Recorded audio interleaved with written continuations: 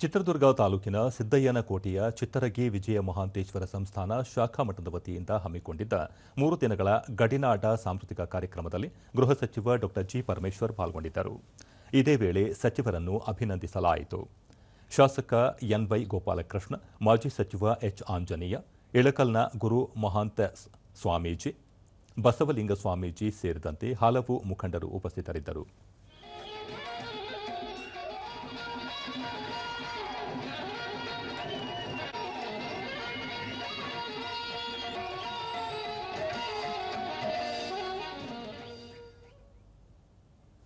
ಬಳಿಕ ಡಾ ಜಿ ಪರಮೇಶ್ವರ್ 12ನೇ ಶತಮಾನದಲ್ಲಿ ಬಸವಣ್ಣನವರು ಸಮಾಜದಲ್ಲಿನ ನ್ಯೂನತೆ ಸರಿಪಡಿಸುವ ನಿಟ್ಟಿನಲ್ಲಿ ಕೆಲಸ ಮಾಡಿದ್ದರು.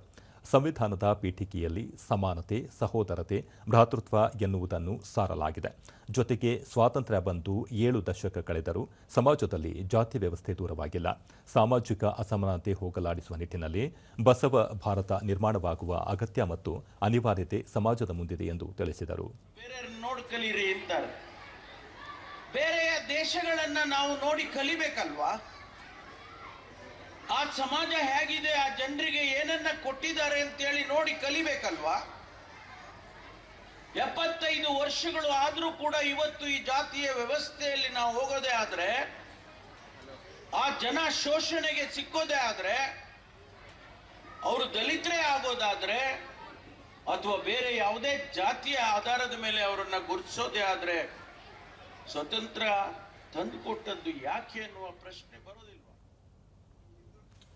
ಎನ್ವೈ ಗೋಪಾಲಕೃಷ್ಣ, ಗಡಿನಾಡ ಭಾಗದಲ್ಲಿರುವ ಮಠಗಳಿಗೆ ಸರ್ಕಾರ ಹೆಚ್ಚಿನ ನೆರವು ಸಹಕಾರ ನೀಡಬೇಕು.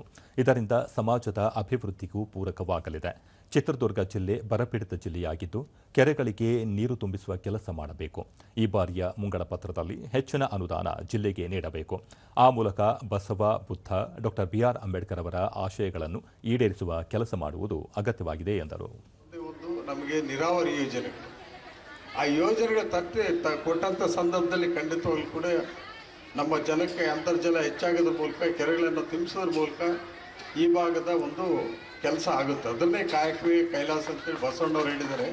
ನಾವು ಬಸವಣ್ಣವ್ರಿಗೆ ಏನಾದರೂ ಗೌರವ, ಅಂಬೇಡ್ಕರ್ ಅವ್ರಿಗೆ ಗೌರವ, ಬುದ್ಧನಿಗೆ ಗೌರವ ಕೊಡ್ತಕ್ಕಂಥ ಕೆಲಸ ಅದೇನಾದರೂ ಆದರೆ ಈ ಭಾಗದಲ್ಲಿ ಬರ್ತಕ್ಕಂಥ 19 ಕೆರೆಗಳಿಗೆ ನೀರಿನ ಜೀವದಾನ ಕೊಟ್ಟರೆ ನಿಜವಾಗ್ಲೂ ಕೂಡ ಅದು ಸಾರ್ಥಕವಾಗಿರ್ತಕ್ಕಂಥ ಕೆಲಸ ಅದಾಗುತ್ತೆ ಅಂತೇಳಿ ನನ್ನ ಭಾವನೆ. ಯಾಕಂದರೆ